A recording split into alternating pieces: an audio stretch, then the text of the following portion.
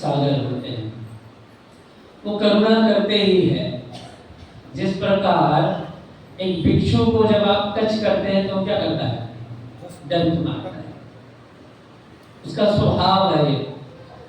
उसी तरह से वैष्णव को स्वभाव है, वैष्णव का स्वभाव होता है, वो क्या करते हैं? कृपा करते हैं, करुणा करते हैं। वो बिल्कुल उनका हृदय करुणा से भरा रहता है, वो दया करने से चूकते नहीं। पतितानां पावनेभ्यो वैष्णवेभ्यो नमो नमः। तो ये वैष्णव है। तो वैष्णव अर्थात ये गुण आया कहाँ से उनके अंदर? इतना दया वैष्णव के अंदर आया कहाँ से? क्योंकि वो वैष्णव है। वैष्णव अर्थात जिसने भगवान विष्णु के चरण कमलों का आश्रय लिया, वो वैष्णव है। तो चूंकि भगवान क्या है? दया के सागर है। वो भी हे कृष्ण करुणा सिंधु original source everything. Bhagavad Gita में भी भगवान कहते हैं अहम सर्वस्व प्रभवः। तो सब कुछ का उद्गम जो है वो स्वयं भगवान है। तो करुणा के भी सागर कौन है? स्वयं भगवान। करुणा भी उन्हीं के पास है, इसलिए करुणा। लेकिन चूंकि वैष्णव उनके चरण कमलों का आश्रय लेते हैं तो इसलिए भगवान की हृदय की करुणा उनके अंदर आ जाती है। और इसीलिए जिस प्रकार संसार में, जंगल में जब हम देखते हैं कि अग्नि लग जाती है तो उस अग्नि को कैसे बुझाया जा सकता है? कोई ऐसा तो नहीं कि हम ग्रेटर नोएडा अथॉरिटी के अग्निशमक यंत्र को बुलाते हैं, जाओ भाई जंगल में आग लगी है, जाके बुझाओ। ऐसे हजारों अगर अग्निशमक यंत्र को भेज दिया जाए, वो भी जंगल की आग को बुझाने में सक्षम नहीं है। उसी प्रकार हम बद्ध जीवों के जीवन में जो तीन ताप हैं, कष्ट हैं, ये कष्ट रूपी अग्नि जो न चाहते हुए भी, जिस प्रकार जंगल में कोई अग्नि चाहता नहीं है लगाना, लेकिन स्वतः ही लग जाती है, उसी प्रकार हम अपने बद्ध अवस्था में, अपने बद्ध जीवन में किसी भी प्रकार का कोई कष्ट नहीं चाहते, लेकिन फिर भी हमारे जीवन में वो कष्ट आते हैं। तो जंगल में लगी हुई अग्नि को किसी बाह्य अग्नि शमक यंत्र के द्वारा हम बुझा नहीं सकते। उसको बुझाने के लिए वर्षा का इंतजार होता है। वर्षा क्या? वर्षा का जल कौन लाता है? बादल। बादल के द्वारा वर्षा का जल हमें दिया जाता है। लेकिन क्या बादल के पास वास्तव में उसका वर्षा का जल होता है क्या? वो वर्षा का जल, जो बादल, जो जल से बिल्कुल काले घने बादल, जो जल को लिए हुए एकदम लगता है कि अब यही बरस जाएगा, वो कहाँ से लेता है? उसका सोर्स क्या है? वो है समुद्र। जो जल का आकाश संग्रह है, वहां से उस जल को ले करके वो बादल क्या करते हैं? जंगल में जहाँ अग्नि लगी हुई वहां वर्षा करके उस अग्नि को शांत करते हैं।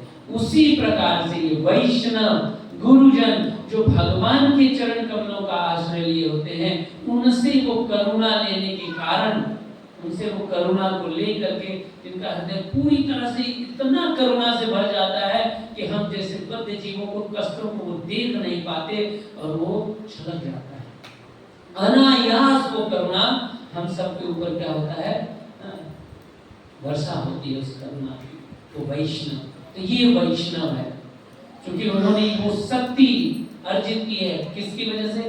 क्योंकि उन्होंने भगवान के चरण कमलों का आश्रय लिया। तो ऐसे महान वैष्णव, ऐसे शुद्ध वैष्णव बिरले होते हैं इस संसार में। अगर हमसे कोई पूछे कि सबसे दुर्लभ वस्तु क्या है, हम क्या कहेंगे?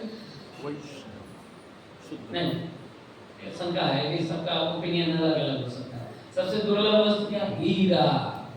कौन सा हीरा विशेष तरह का आता है? कोहिनूर। और क्या कोई कहेगा नहीं, इससे भी महंगी कोई भी बहुत सारी वस्तुएं हैं।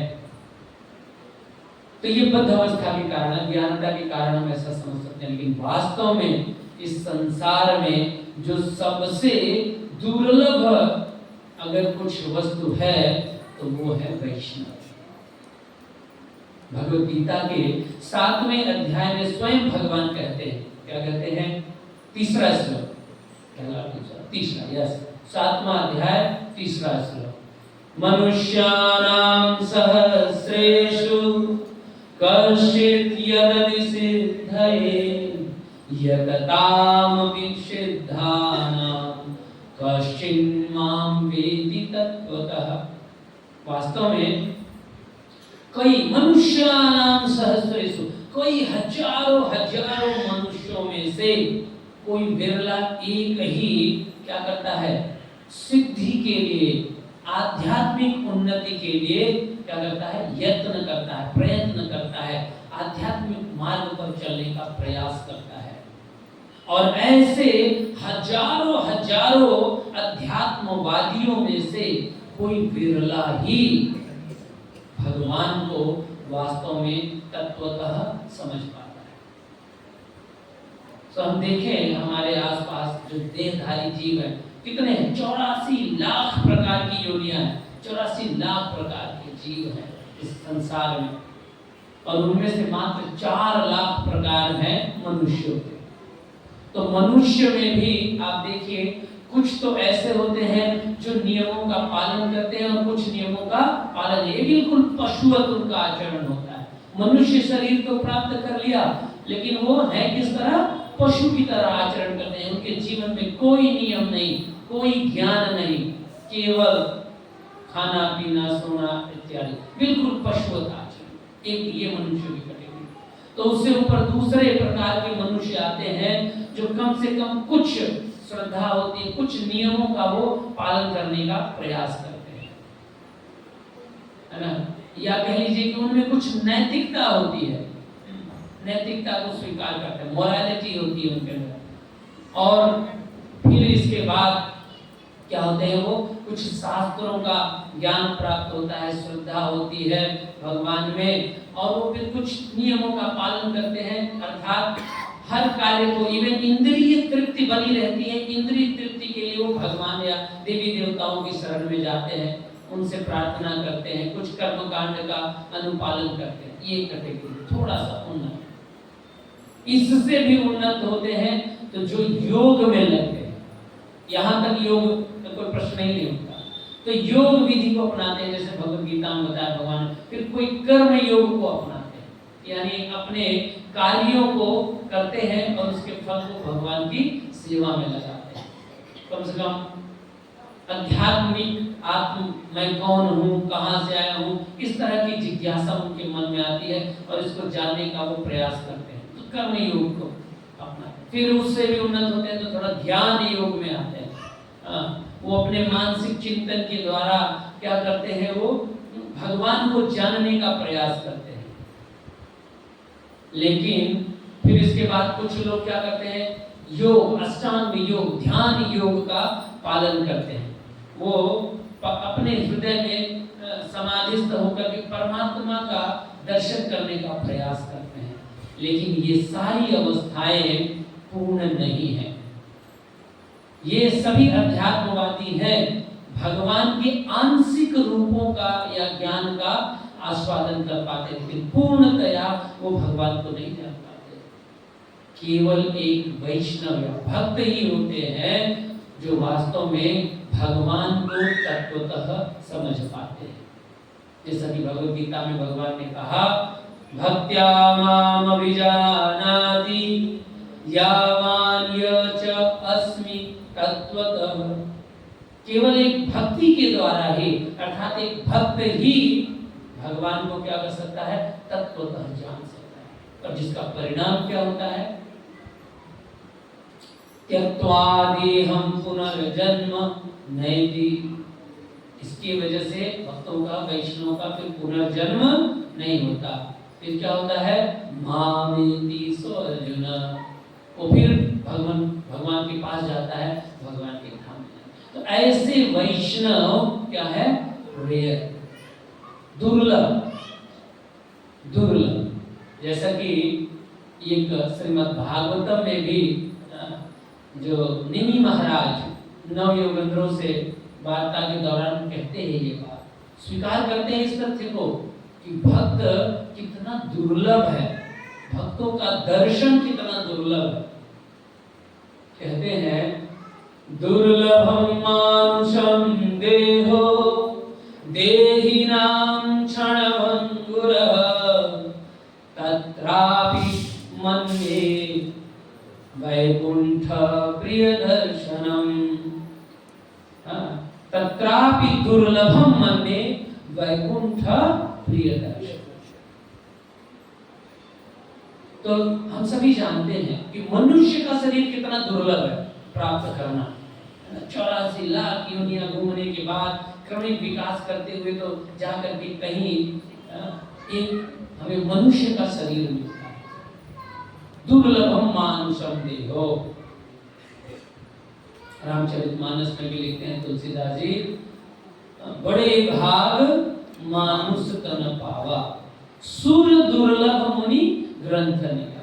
सारे ऋषि मुनि समस्त ग्रंथों में ये बात कही गई है कि मनुष्य का शरीर देवताओं के लिए भी दुर्लभ। इवन देवता भी चाहते हैं कि हमें मनुष्य का शरीर प्राप्त हो, क्योंकि देवता के शरीर में ऐसी शुद्ध भक्ति करना भगवान की संभव नहीं है। बहुत कांस्टेंट है उनके पास, ऐश्वर्यशाली होते हैं, भोग की वस्तुएं बहुत होती हैं उनके पास, सेवाएं उनकी बहुत तगड़ी होती है, मैनेजमेंट ज्यादा होता है देवताओं के पास, तो वो भगवान की शुद्ध भक्ति करने में थोड़ा समर्थ नहीं होते। ये इस मनुष्य शरीर में, इसीलिए मनुष्य शरीर बहुत दुर्लभ कहा जाता है। दुर्लभम मानुषम देहो देहिनाम क्षणभंगुर। अगली गुण क्या है शरीर का? क्षणभंगुर है। कमल दल जल जीवन टलमल भजहु हरिपद नीति। ठाकुर जाते हैं। तो ये हमारा जो इतना महत्वपूर्ण मानव शरीर क्षणभंगुर है। पता नहीं कमल के फूल के पत्ते पर पानी की बूंद की तरह कब टपक जाए, पता नहीं। ये इसकी दुर्लभता है हमारे, कितना दुर्लभ है मनुष्य। लेकिन ये महाराज क्या कह रहे हैं? तत्रापि दुर्लभम मन्ये। इसके ऊपर भी मैं और दुर्लभ किसको मान रहा हूं, किसको मानता हूं? वैकुंठ प्रिय दर्शन। जो वैकुंठपति भगवान विष्णु के प्रिय भक्त हैं, उनका दर्शन। हे वैष्णवों, आपका दर्शन अत्यंत दुर्लभ है।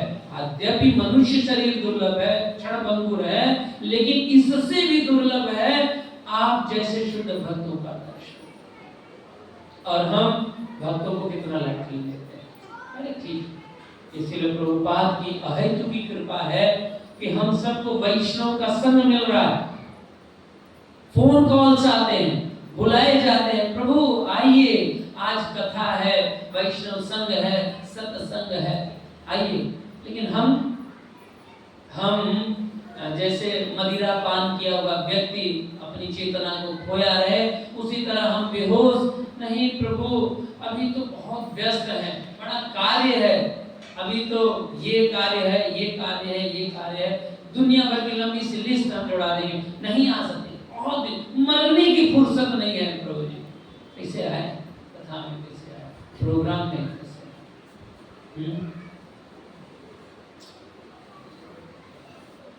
एक बार हमें ये समझना चाहिए कि वैष्णव का संग दर्शन कितना महत्वपूर्ण है। एक बार जब भगवान राम के द्वारा कार्य सौंपा गया हनुमान जी को माता सीता का खोज करने के लिए, तो हनुमान जी लंका में पहुंचे माता सीता को खोज करते हुए।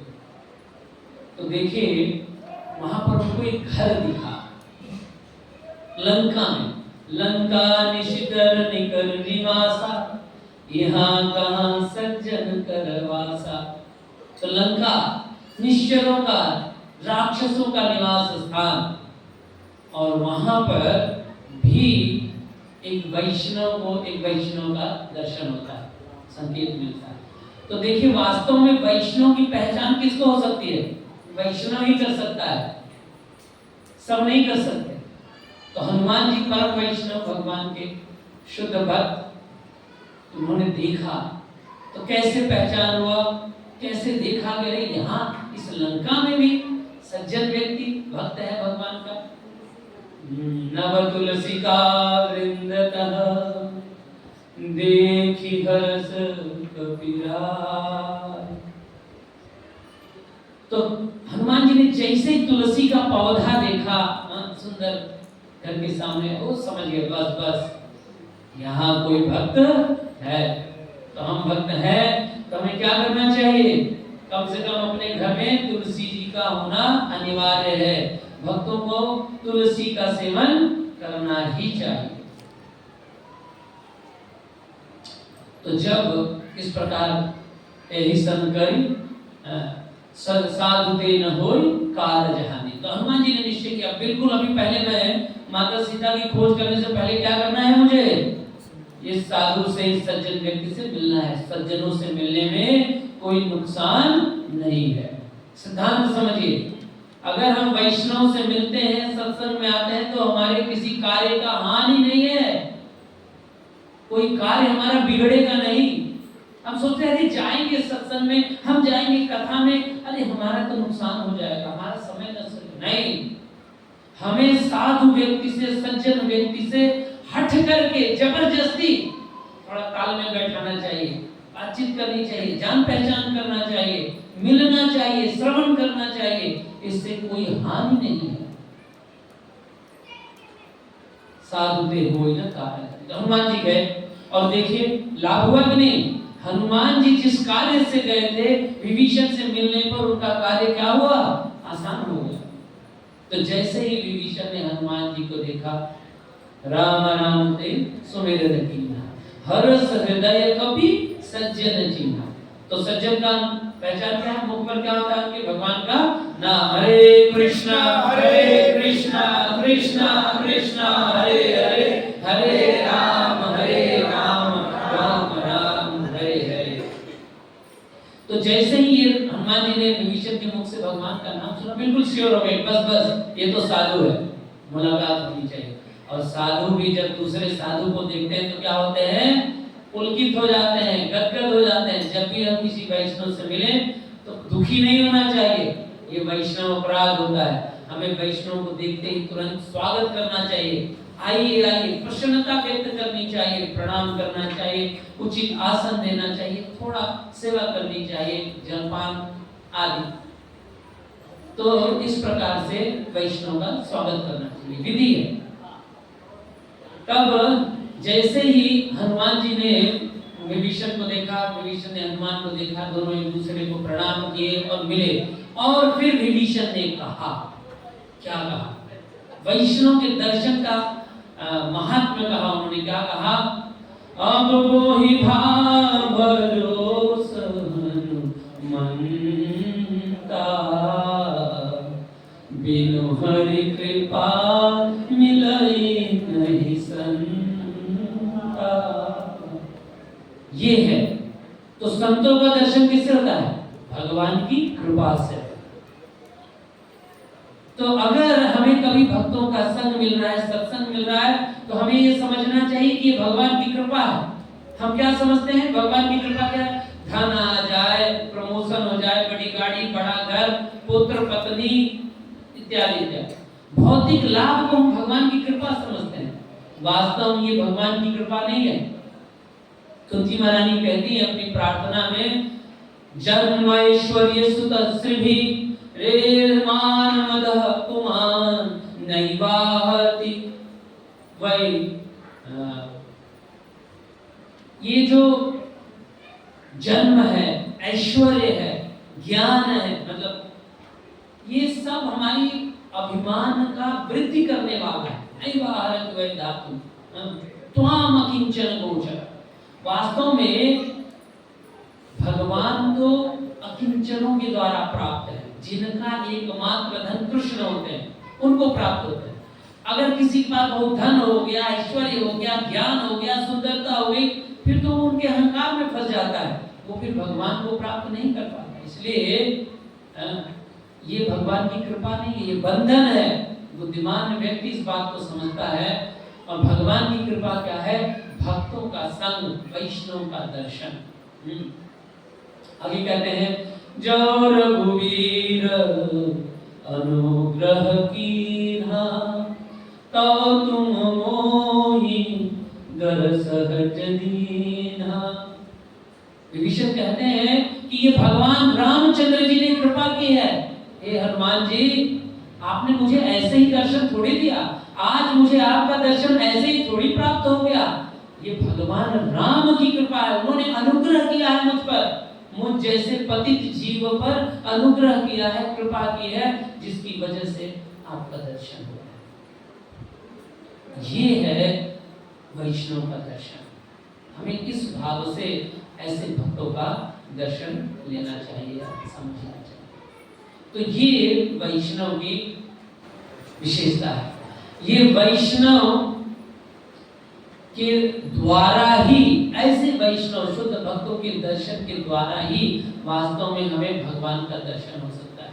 क्योंकि ये वैष्णव भगवान के चरण कमलों का आश्रय लेने के कारण बहुत करुणावान होते हैं और बहुत पावरफुल होते हैं। अभी हमने जो भागवतम से श्लोक पढ़ा, इसमें क्या कह रहे हैं, सोनक आदि ऋषि क्या कह रहे हैं कि जिन व्यक्तियों ने भगवान के चरण कमलों का आश्रय ले लिया है वो बड़े पावरफुल हैं। उनके दर्शन मात्र से जीव क्या होता है, पवित्र हो जाता है।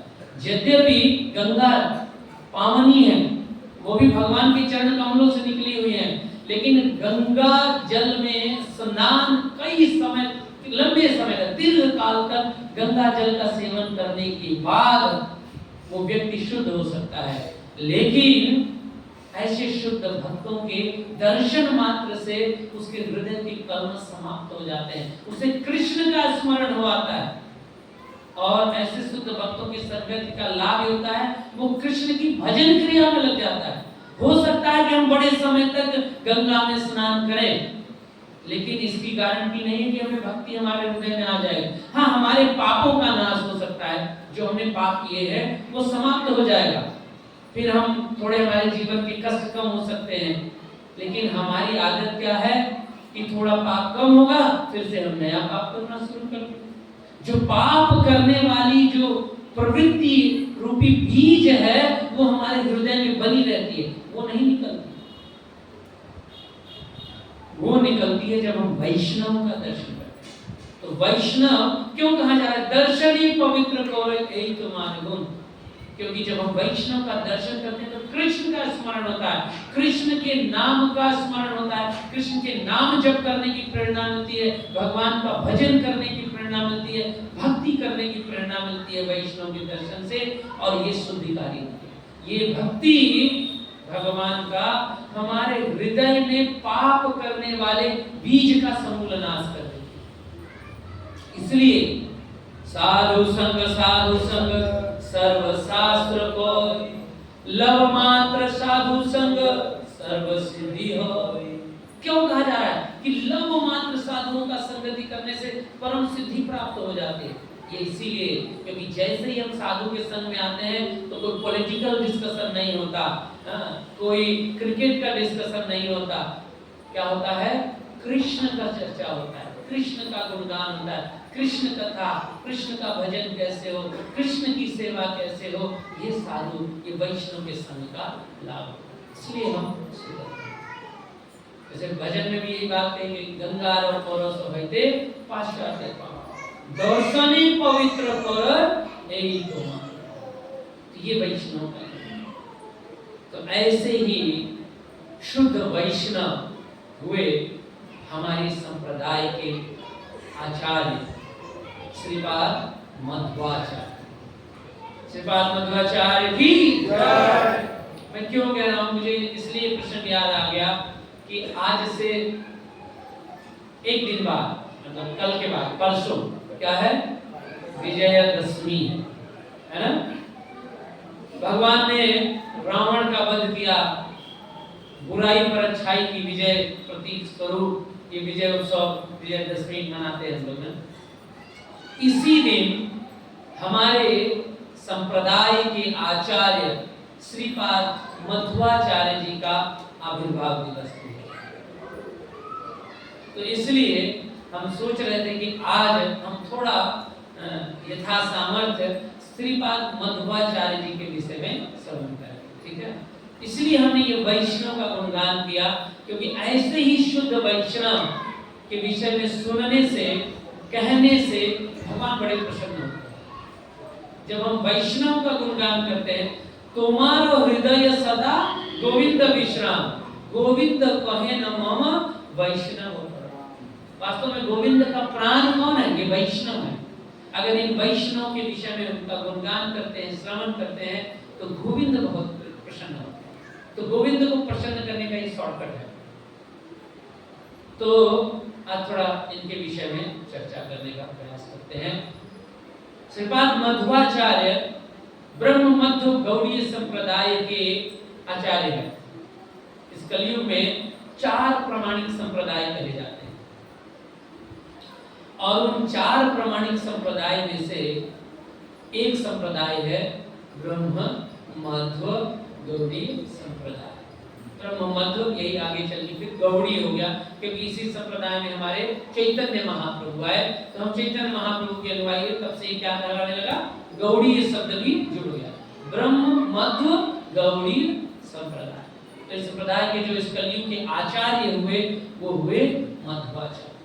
तो मध्वाचार्य जी का जो प्राकट्य हुआ, वो हुआ था 1238 में, 1238 ईस्वी में। लगभग कितना हो गया? लगभग 1000, है ना? कितना चल 12 चल रहा है, 22, 1000 हो गया। 1000 से थोड़ा ज्यादा है। तो लगभग 1000 वर्ष पूर्व ये मध्वाचार्य इस धराधाम पर प्रकट हुए। ये कहाँ पर प्रकट हुए? ये दक्षिण भारत में तमिलनाडु में उडुपी नाम का एक स्थान है, बड़ा प्रसिद्ध है, आप लोग जानते हैं। उसी के पास इनका जन्म हुआ था। इनके पिताश्री का नाम था मध्यगेह भट्ट, मध्यगेह भट्ट, और वेदवती इनकी माता। ये उस समय वहां तमिलनाडु के ब्राह्मण ही थे, ब्राह्मण थे। एक्चुअली जब हमारे मध्वाचार्य जी आए, तो मध्वाचार्य जी जब आए तो उस समय